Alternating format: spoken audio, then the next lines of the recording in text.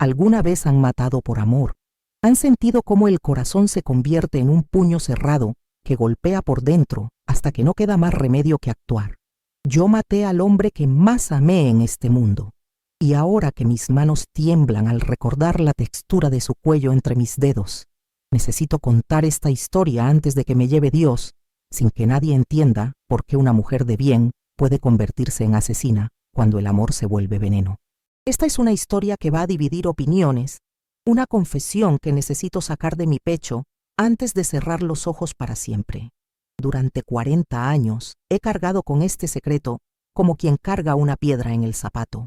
Duele cada paso, pero te acostumbras al dolor hasta que se vuelve parte de ti. Lo que pasó entre Roberto Mendoza y yo no fue un crimen pasional como dijeron los periódicos, no fue locura como declaró el psiquiatra forense. Fue justicia servida por las únicas manos que podían servirla, las mías. Me llamo Carmen Soledad Herrera. Tengo 78 años y durante 25 años trabajé como secretaria ejecutiva en la empresa constructora más importante de la ciudad. Llegué ahí a los 28, recién divorciada, con 2 hijos pequeños que mantener y un miedo terrible a quedarme en la calle. Era 1973. Y las mujeres divorciadas éramos poco menos que leprosas sociales. Nadie nos daba trabajo, nadie nos rentaba casa, nadie nos veía como algo más que mujeres fracasadas que no habían sabido mantener un matrimonio. Roberto Mendoza tenía 42 años cuando lo conocí. Era el dueño de Constructora del Valle, un hombre alto de manos fuertes y voz grave que hacía temblar los cristales de las ventanas cuando se enojaba. Estaba casado con una mujer de la alta sociedad, Esperanza Villareal, una de esas señoras que nunca han tenido que trabajar un día en su vida y que miran a las empleadas como si fuéramos parte del mobiliario. Roberto tenía 3 hijos con ella, una casa enorme en Las Lomas y una reputación intachable en los círculos empresariales. Los primeros años trabajé para él con la eficiencia silenciosa que había aprendido en mi matrimonio fallido. Obedecer sin preguntar, anticiparme a sus necesidades, volverme indispensable para no ser desechable.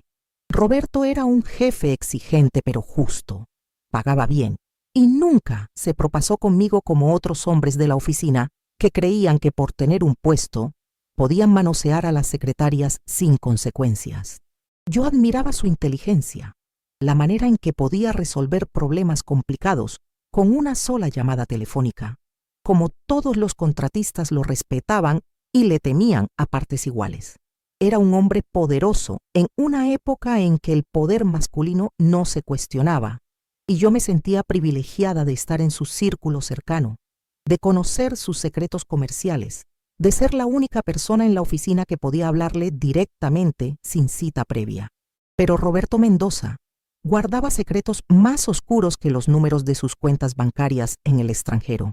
Durante los primeros 5 años que trabajé para él, noté cosas extrañas, reuniones nocturnas con hombres que llegaban por la puerta trasera, conversaciones telefónicas en clave que él cortaba bruscamente cuando yo entraba a su oficina, documentos que tenía que redactar, pero que después desaparecían de los archivos como si nunca hubieran existido. Al principio pensé que eran negocios normales, tal vez algunos contratos gubernamentales que requerían discreción, proyectos importantes que no se podían filtrar a la competencia. Roberto me pagaba muy bien, me daba bonos generosos en Navidad y me trataba con un respeto que no había conocido en ningún otro trabajo. Mis hijos pudieron estudiar en buenas escuelas. Yo pude comprar una casa pequeña, pero digna, y por primera vez en mi vida me sentía financieramente segura. Fue hasta 1978 cuando empecé a enamorarme de él. No fue de repente, sino como esas enfermedades silenciosas que van carcomiendo por dentro hasta que un día te das cuenta de que ya no puedes vivir sin el dolor que te causan. Roberto empezó a quedarse más tiempo en la oficina, a pedirme que trabajara hasta tarde para ayudarle con proyectos especiales. Cenábamos juntos en su despacho, compartíamos café a las 10 de la noche cuando el edificio estaba vacío. Me contaba problemas con sus hijos adolescentes que su esposa no entendía. Carmen, me decía mientras aflojaba su corbata después de un día difícil, no sé qué haría sin ti. Eres la única persona en mi vida que realmente me entiende. y yo me derretía por dentro como mantequilla al sol, porque a los 33 años una mujer divorciada con 2 hijos no espera que un hombre importante le diga que la necesita. No espera que la vea como algo más que una empleada eficiente. Las cosas cambiaron una noche de diciembre de 1978, cuando me pidió que me quedara hasta muy tarde para terminar una propuesta urgente para el gobierno. Eran casi las 11 de la noche cuando terminamos, y Roberto me ofreció llevarme a casa porque ya no había transporte público. En el carro, con la calefacción encendida y las luces de la ciudad reflejándose en el parabrisas, me puso una mano en la rodilla y me dijo: «Carmen, hace mucho tiempo que quería decirte algo. He empezado a verte de manera diferente. No puedo sacarte de mi cabeza». Mi corazón se detuvo. Durante 5 años había fantaseado con ese momento. Había soñado que algún día él se diera cuenta de que yo era más que una secretaria eficiente, que era una mujer que lo amaba en silencio desde hacía demasiado tiempo.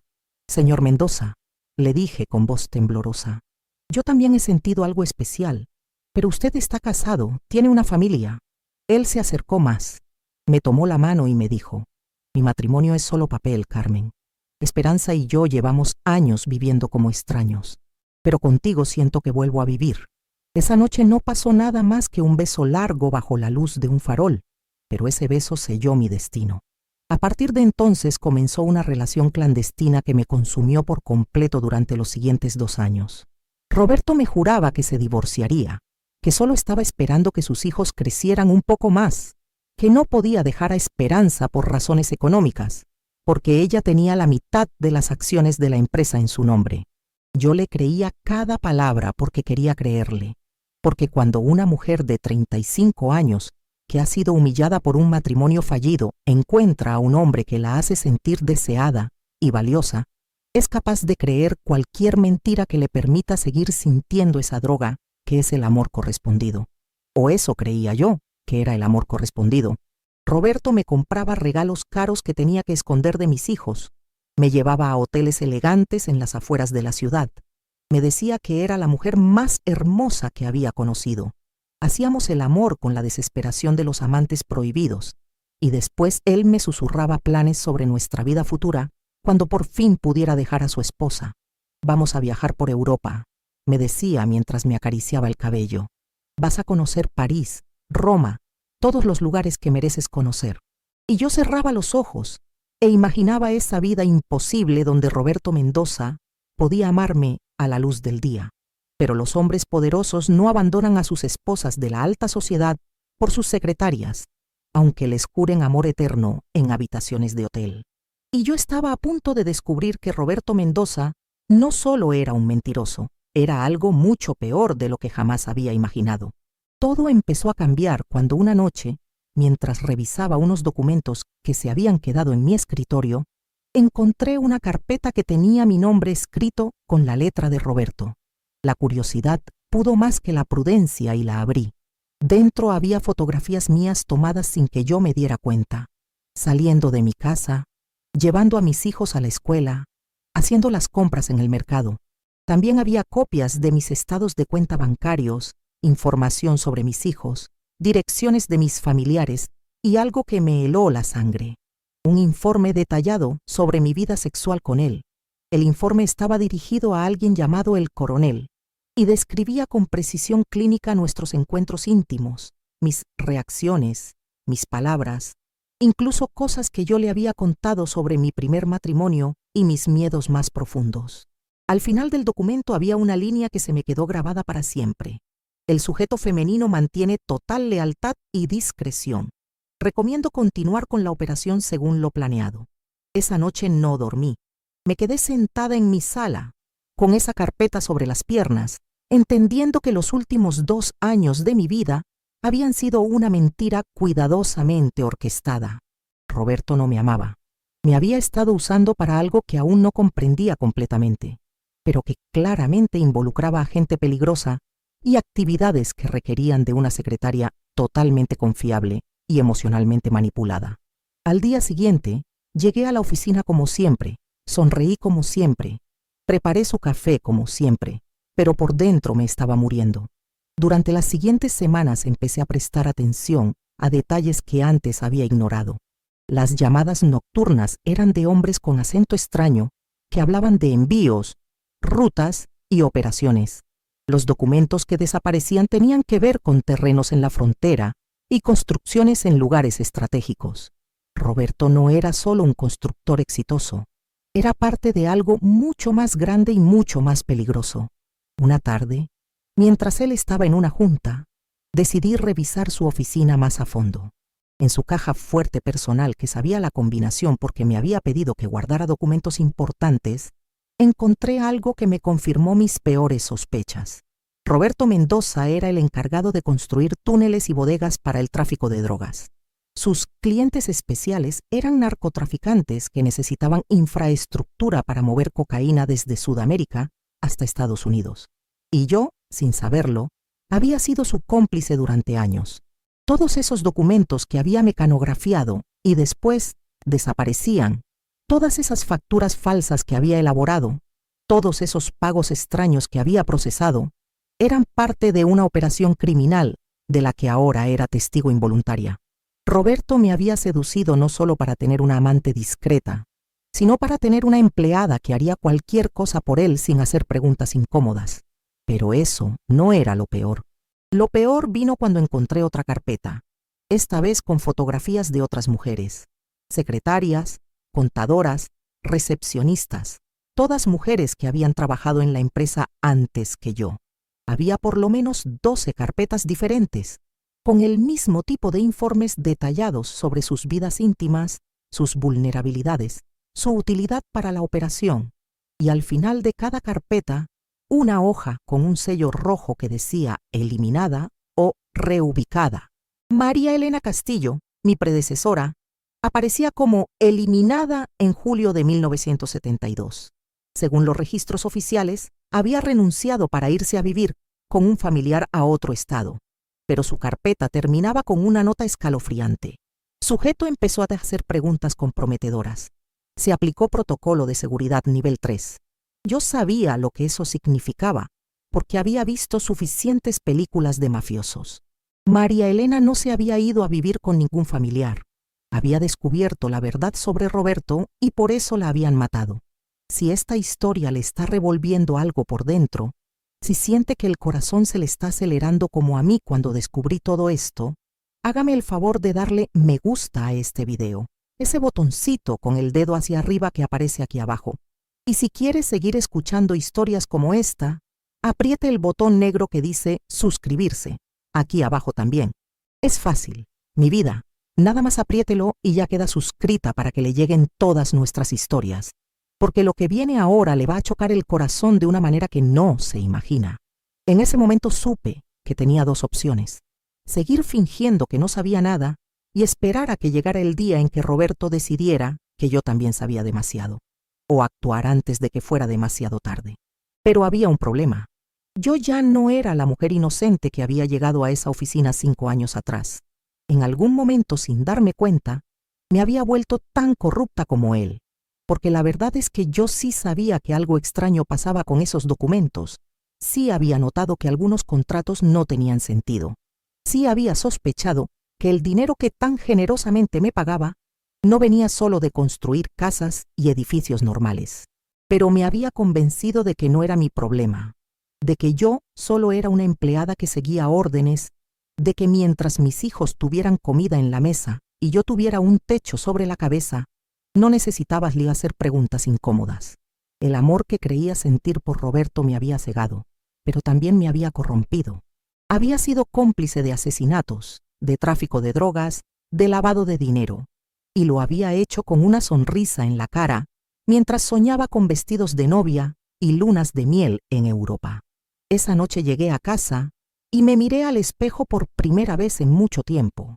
Vi a una mujer de 40 años que había vendido su alma por la ilusión de ser amada, que había traicionado todo en lo que decía creer por un poco de seguridad económica y atención masculina.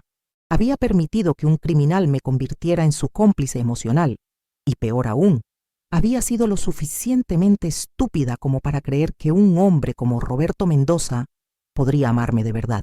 Pero también vi algo más en ese espejo. Vi a una mujer que todavía podía elegir quién quería ser en el tiempo que le quedaba de vida.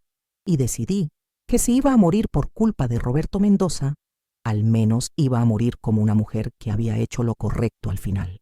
Durante las siguientes 2 semanas continué trabajando normalmente, pero en secreto empecé a fotocopiar todos los documentos comprometedores que podía encontrar. Hice copias de las carpetas de las mujeres eliminadas, de los planos de los túneles, de las listas de contactos, de todo lo que pudiera servir para destruir la operación completa. También empecé a grabar nuestras conversaciones íntimas, especialmente cuando Roberto se relajaba después de hacer el amor y empezaba a contarme cosas sobre los negocios, que normalmente mantenía en secreto. Mi plan era simple. Iba a reunir suficiente evidencia para enviar a Roberto y a toda su red a la cárcel, y después iba a desaparecer con mis hijos antes de que pudieran vengarse de mí. Tenía algunos ahorros que había guardado en secreto durante años, contactos en otros estados donde podía empezar una vida nueva y la determinación de una madre que sabía que era la única cosa que se interponía entre sus hijos y una venganza brutal. Pero Roberto Mendoza no había sobrevivido tantos años en el negocio de la construcción criminal sin desarrollar un instinto muy afilado para detectar traiciones. Una tarde de marzo de 1981, cuando llevaba 2 semanas recolectando evidencia, él llegó a la oficina más temprano de lo normal y me encontró fotocopiando documentos en la máquina que estaba en el archivo. «Carmen», me dijo con esa voz grave que antes me derretía y ahora me daba escalofríos, «¿qué estás haciendo?». Yo traté de mantener la calma, de inventar una excusa sobre reportes trimestrales que necesitaba preparar, pero él se acercó y vio las copias que ya había hecho.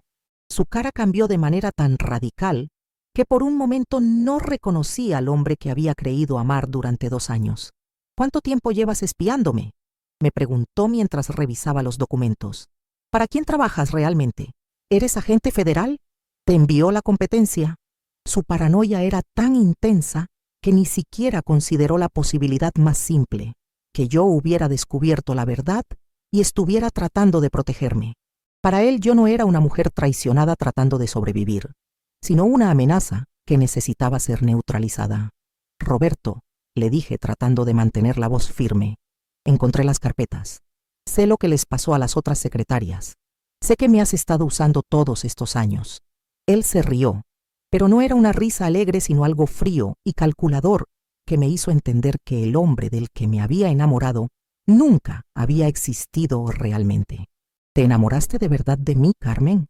¿Realmente creíste que un hombre como yo podría estar interesado en una divorciada de 30 años, con 2 hijos y estrías en la barriga?» Cada palabra era como una bofetada.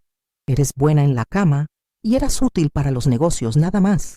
Pero al parecer ya no eres tan útil como pensaba». En ese momento supe que iba a matarme. No ese día, probablemente no esa semana. Pero Roberto Mendoza ya había tomado la decisión de que yo era un riesgo que no podía permitirse mantener vivo. Lo vi en sus ojos, en la manera en que empezó a planear mi eliminación mientras me hablaba.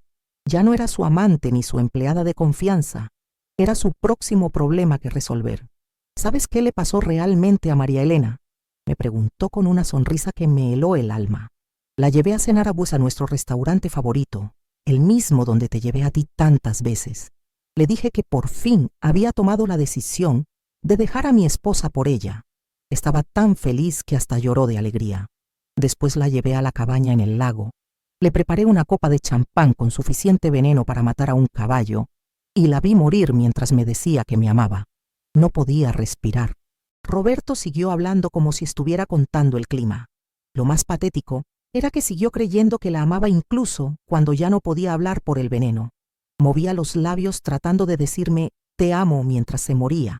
«Todas ustedes son iguales, tan desesperadas por creer que alguien las ama, que son capaces de morir por esa mentira». Esa fue la gota que derramó el vaso.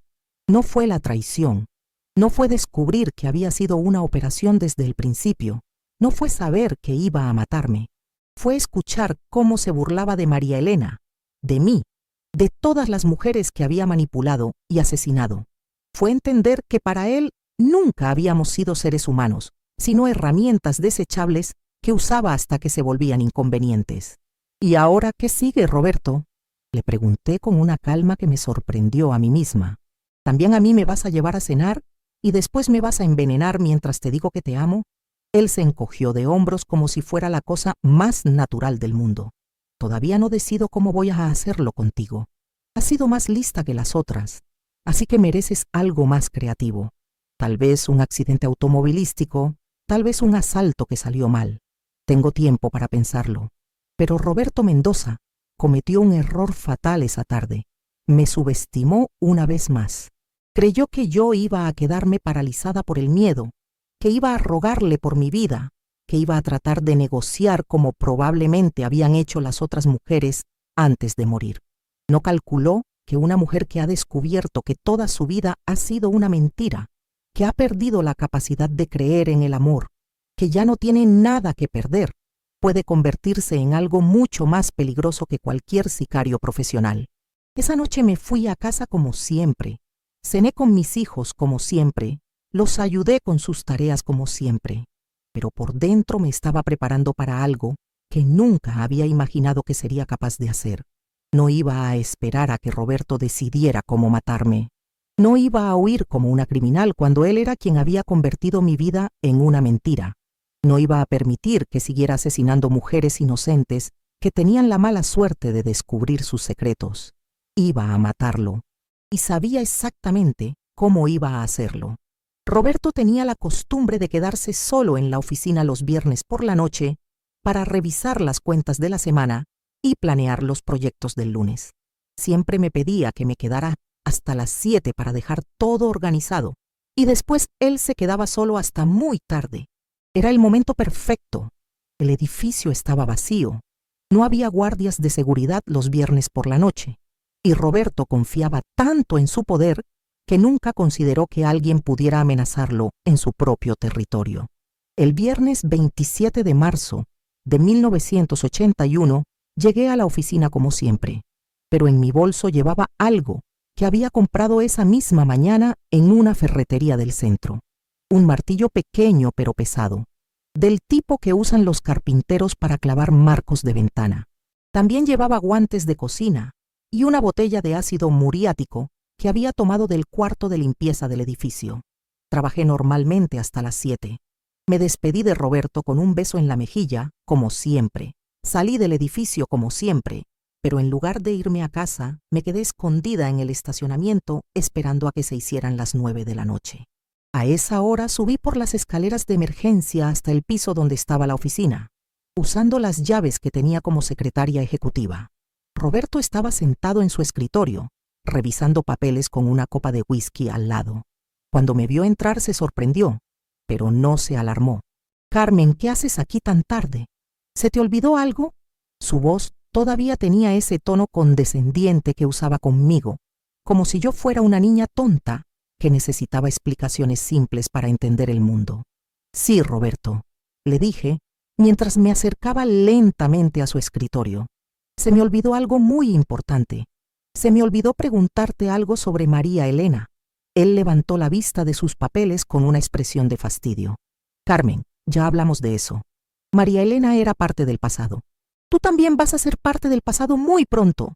Así que no veo para qué seguir hablando de cosas que no tienen remedio. ¿Sabes qué se me olvidó preguntarte?». Seguí hablando mientras sacaba lentamente el martillo de mi bolso, manteniéndolo oculto detrás de mi espalda.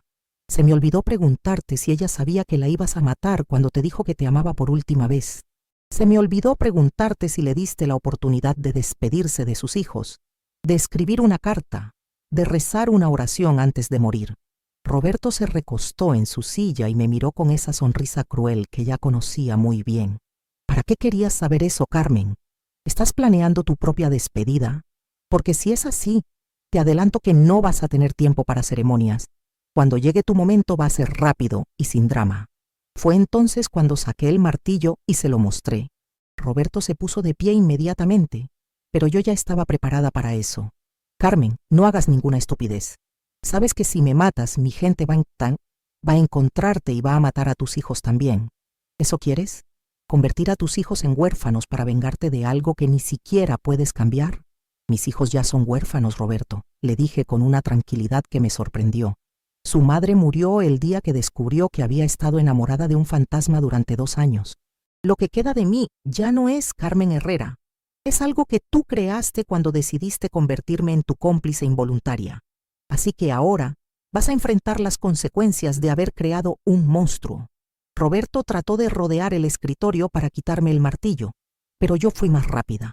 Le di el primer golpe en la cabeza antes de que pudiera alcanzarme. No fue un golpe mortal, pero fue lo suficientemente fuerte para aturdirlo y hacerlo caer al suelo.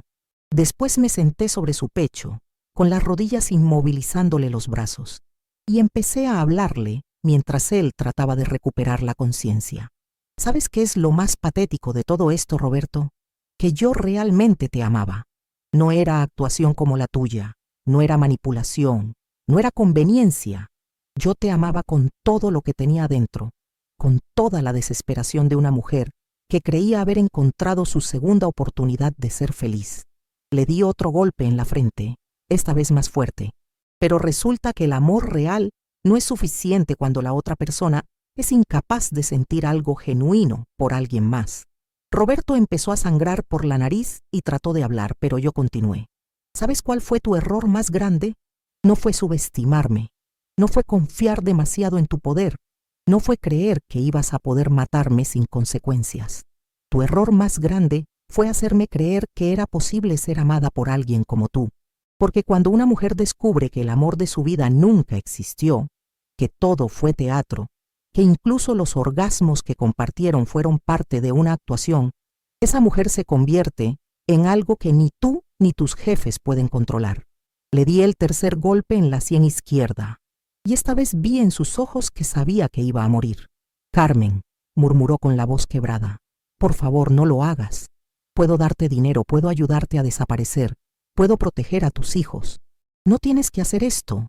Era patético ver cómo el hombre que 1 hora antes se burlaba de las mujeres que había asesinado ahora, me suplicaba por su vida con la misma desesperación que seguramente habían sentido sus víctimas. ¿Sabes qué le voy a decir a Dios cuando me pregunte por qué te maté? Le dije, mientras levantaba el martillo para el golpe final. Le voy a decir que maté a un hombre que asesinaba mujeres por diversión, que corrompía mujeres vulnerables para usarlas en sus crímenes, que se burlaba del amor real mientras fingía sentirlo.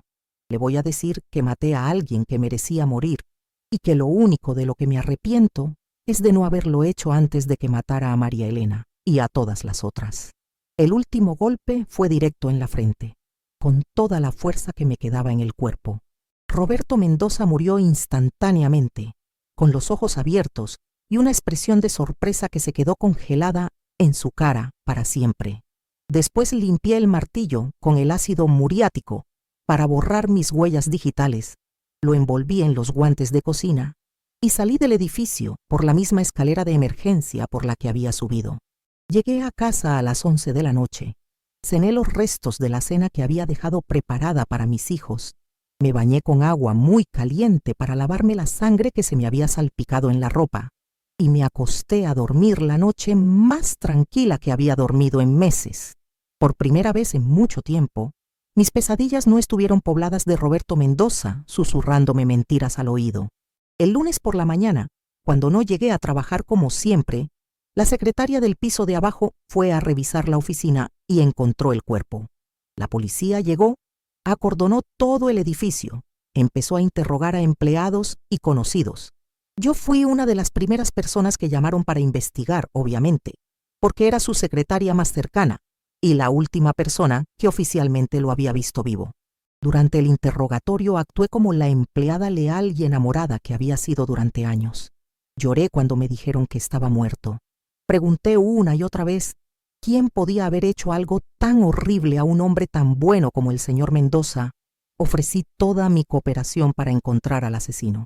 Los investigadores me preguntaron sobre enemigos, sobre problemas financieros, sobre amenazas que hubiera recibido, y yo les di una lista perfecta de sospechosos reales, competidores comerciales, contratistas que habían tenido problemas con la empresa, incluso algunos empleados que habían sido despedidos recientemente. Lo que no esperaba era que la investigación tomara un rumbo completamente diferente al que yo había planeado. Porque resulta que Roberto Mendoza no solo había sido asesinado por mí esa noche, también había estado siendo investigado durante meses por la DEA y la Policía Federal como parte de una operación más grande contra el narcotráfico en la región.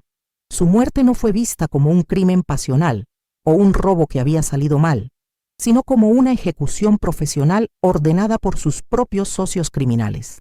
En cuestión de días, la oficina se llenó de agentes federales que confiscaron todos los archivos, todos los documentos, todas las computadoras. Encontraron exactamente lo que yo había encontrado semanas antes: evidencia de décadas de construcción de infraestructura para el tráfico de drogas, listas de pagos a funcionarios corruptos, registros de asesinatos encubiertos, conexiones con carteles internacionales. Roberto Mendoza no era solo un constructor corrupto, era una pieza clave en una red criminal que movía toneladas de cocaína desde Colombia hasta Chicago.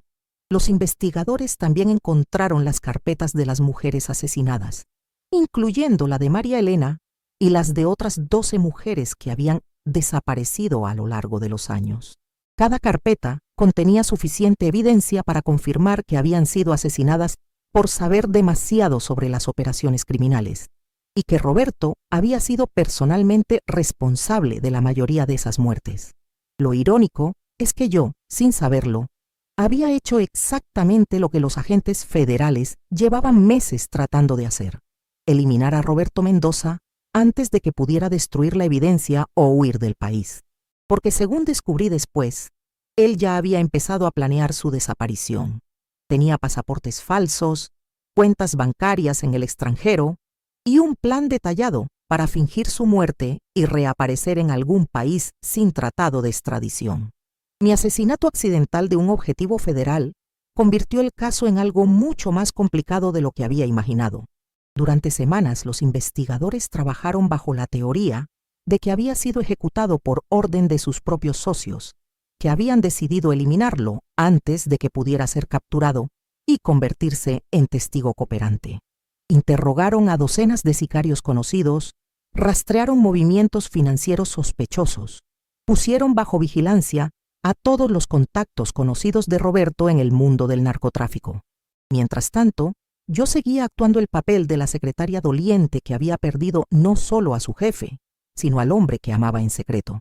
Les conté a los investigadores que Roberto y yo habíamos tenido una amistad especial, que él había sido muy bueno conmigo durante años difíciles, que yo sabía que su matrimonio no era feliz, pero que él era demasiado honorable para dejar a su familia. Pinté el retrato de un romance platónico y respetuoso entre un jefe comprensivo y una empleada agradecida. Nadie sospechó de mí, porque francamente era imposible de creer. Carmen Herrera era una secretaria de 40 años, divorciada, madre soltera, sin antecedentes criminales, sin conexiones con el mundo del crimen organizado. ¿Cómo iba una mujer así a planear y ejecutar el asesinato de un hombre que tenía guardaespaldas, contactos en la policía y décadas de experiencia sobreviviendo en un ambiente violento? Además, yo conocía íntimamente la personalidad de Roberto. Sabía exactamente cómo había manipulado a otras mujeres. Sabía qué tipo de enemigos había hecho en el mundo criminal. Durante los interrogatorios, pude darles a los investigadores información tan detallada sobre sus operaciones, sus contactos, sus métodos, que me convertí en su testigo más valioso en lugar de su sospechosa principal. Señora Herrera, me dijo el agente especial Ramírez después de mi cuarto interrogatorio, usted conocía mejor que nadie los hábitos del señor Mendoza, sus rutinas, las personas con las que trataba. ¿Hay alguien específico que usted crea que podría haberlo querido muerto? Y yo, con lágrimas reales en los ojos, porque llorar por Roberto muerto era mucho más fácil que llorar por Roberto vivo, le di nombres específicos: el coronel, del que había leído en los documentos, contratistas que habían tenido disputas públicas con él, incluso su propia esposa, que según yo había descubierto recientemente las infidelidades de su marido. La investigación se extendió durante meses. Arrestaron a varias personas conectadas con las operaciones de Roberto, desmantelaron parte de su red de construcción ilegal, Incluso encontraron los restos de algunas de las mujeres asesinadas, enterradas en propiedades que él había construido a lo largo de los años. Pero nunca encontraron al asesino porque nunca buscaron a la persona correcta. Después de un año de investigación infructuosa, el caso oficialmente quedó abierto pero inactivo. La conclusión oficial fue que Roberto Mendoza había sido asesinado por sicarios profesionales contratados por alguno de sus socios criminales, probablemente como parte de una disputa interna por territorio o dinero. Su viuda recibió una pensión del gobierno como víctima indirecta del crimen organizado. Sus hijos cambiaron de apellido para evitar represalias. Y yo recibí una indemnización generosa de la empresa por los años de servicio leal a un empleador que resultó ser un criminal. Durante los siguientes 30 años viví una vida completamente normal. Me volví a casar con un contador que trabajaba para el gobierno, un hombre bueno y aburrido que nunca me mintió, ni me traicionó, ni me manipuló. Tuve una hija con él. Crié a mis 3 hijos hasta que se hicieron adultos independientes. Trabajé en oficinas gubernamentales donde los peores secretos eran presupuestos inflados y romances de oficina inocentes. Nunca volví a matar a nadie. Nunca volví a amar a nadie como había amado a Roberto antes de descubrir quién era realmente. Nunca volví a confiar completamente en ningún hombre, pero aprendí a vivir con esa desconfianza como se vive con una cicatriz. Duele cuando cambia el clima, pero ya no te impide caminar. ¿Me arrepiento de haber matado a Roberto Mendoza? No. Ni un solo día de estos 30 años me he despertado sintiendo culpa por haberle quitado la vida a un hombre que asesinaba mujeres inocentes por diversión y conveniencia. Si acaso, me arrepiento de no haberlo hecho antes, de no haber sido lo suficientemente inteligente para darme cuenta desde el principio de qué tipo de hombre era realmente. ¿Me arrepiento de haberme enamorado de él? Tampoco, porque ese amor, aunque basado en mentiras, me enseñó cosas sobre mí misma que no habría aprendido de otra manera.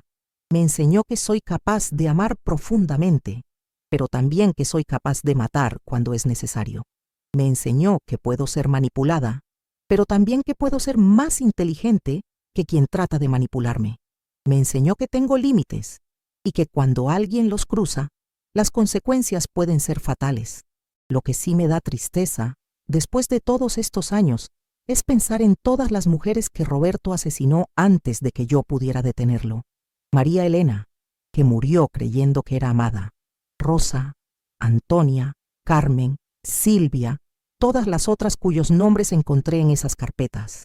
Ellas merecían vivir, merecían tener la oportunidad de descubrir la verdad sobre Roberto y tomar sus propias decisiones sobre qué hacer con esa información. Pero también me da una satisfacción profunda y permanente saber que por lo menos una mujer logró voltear la mesa, que por lo menos una de nosotras no murió suplicando por amor a un hombre que era incapaz de sentirlo, que por lo menos una vez Roberto Mendoza sintió el miedo que había hecho sentir a tantas otras antes de morir. Ahora, a los 78 años, cuando mis huesos crujen y mis manos tiemblan, cuando sé que me quedan pocos años de vida, he decidido contar esta historia por una razón muy específica, porque quiero que las mujeres que me escuchan sepan que no tienen que morir por amor, que no tienen que aceptar ser víctimas de hombres que las usan y las descartan, que a veces la justicia tiene que ser servida por las propias manos de quien la necesita. No estoy diciendo que todas deban convertirse en asesinas. Estoy diciendo que todas deben convertirse en mujeres que no aceptan ser tratadas como herramientas desechables por hombres que confunden el poder con el derecho de lastimar a otros.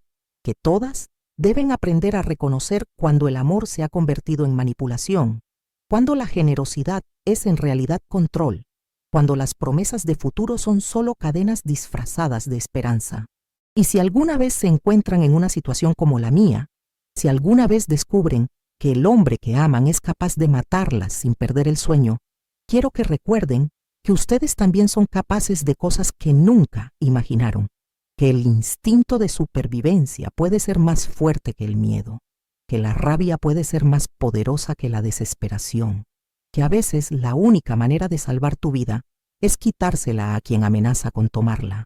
Si esta historia le tocó algo profundo adentro, si sintió que el corazón se le aceleraba cuando conté cómo descubrí la verdad sobre Roberto, hágame el favor de darle me gusta a este video, ese botoncito con el dedo hacia arriba que aparece aquí abajo.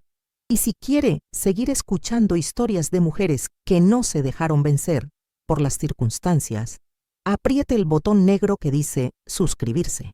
Es fácil, mi vida, nada más lo aprieta y ya queda suscrita para que le lleguen todas nuestras historias de mujeres que encontraron su fuerza en los momentos más oscuros.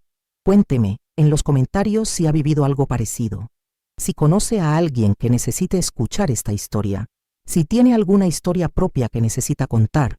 Aquí escuchamos sin juzgar, abrazamos sin prisa y entendemos que a veces las mujeres buenas tienen que hacer cosas malas para seguir siendo buenas. Todos los días la espero con un relato nuevo que le va a cortar la respiración y después se la va a devolver más honda. Perdón si se hizo muy largo, mi vida, pero estas historias hay que contarlas con todos sus pliegues y todas sus sombras. Necesitaba soltar esto ya. Necesitaba que alguien supiera que Carmen Herrera no fue una víctima que se dejó matar por amor, sino una mujer que decidió que su vida valía más que la vida del hombre que trataba de quitársela. Perdón, pero necesitaba este desahogo.